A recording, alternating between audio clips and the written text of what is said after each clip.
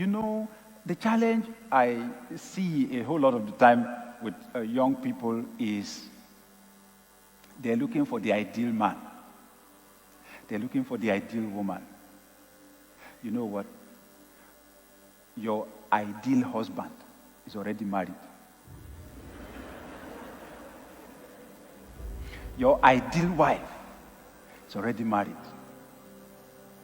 That's why some people fall in love with married people.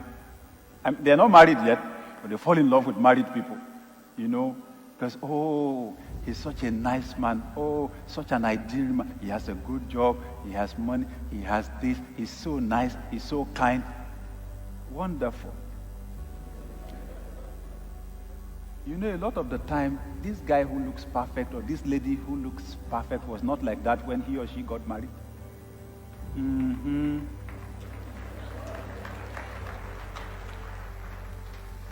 If in your vision, your husband is a CEO, can you recognize him when he is not yet a CEO? That's what I'm talking about.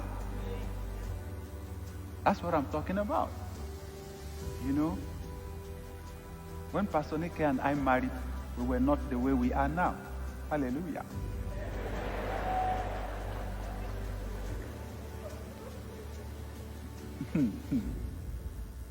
It has taken investment.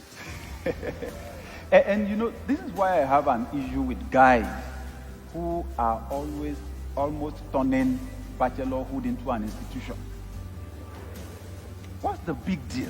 There are lots of people around town who are not getting married because they want to be able to get a mansion, you know, and to have some money and to have some cars. How can you marry a girl when you are not yet set? I mean, financially, you know, they already have a job. And they are waiting to have an ideal financial situation. And I'm telling you, if you're in that situation, you've been deceived.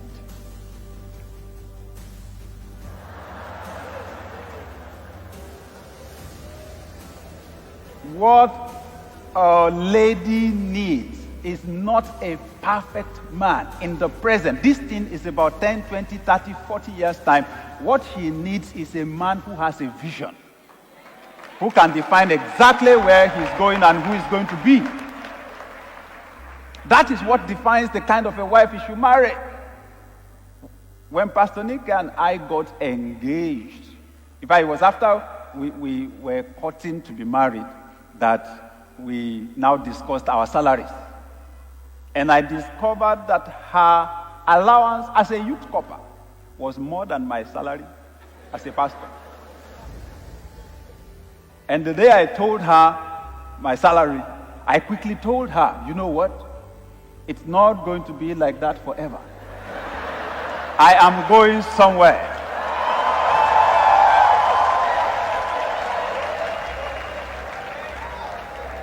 I described the future for her and told her, you know what? In fact, even though we will help each other at the beginning, but there's coming a time when I will ask you to keep your salary, keep your pay. I will bear the responsibility for this family fully.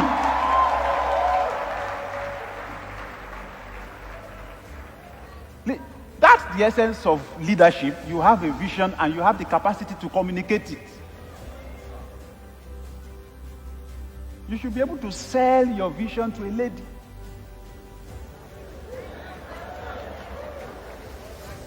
Listen, lady, if all of your assessment about a man, what you are looking for is who the person is today, you will soon be deceived, because the fact that he has a car now is no guarantee he will have a car in 5 years' time. Marriage is largely, listen, making a choice for marriage is largely a matter of intuition. Some people, all they think about is the wedding day. One day, they invest all their thoughts, all their energy, all their preparation. One day, the wedding day. My wedding. The gown will come from Singapore. If you okay, so on the wedding day, then the pastor says, say after me, and then you say, I do. So after that, what next? That's when some people remember, okay, there's honeymoon. They're supposed to do honeymoon after. So they do honeymoon 2 weeks or 3 weeks or 4 weeks, and then after that, so what next? Nothing, no idea, because all they were thinking about was a wedding. Somebody gave us a book when we were preparing to get married, titled, After Every Wedding Comes a Marriage. so that we should prepare more for the marriage than the wedding. Okay, so that's the point. Who is this person going to be? And I'll tell you this. The reason why your becoming mature is critical. Your spiritual maturity is the key thing. Your greatest asset in finding someone to marry is your ability to hear from God. Nobody can accurately predict your future or guarantee what it will turn out to be 20, 30 years from now except God. Nobody can predict the future except God. You need to grow spiritually and develop the ability to hear from God. You need to take time to pray. Take time to pray. Catch a vision of your future.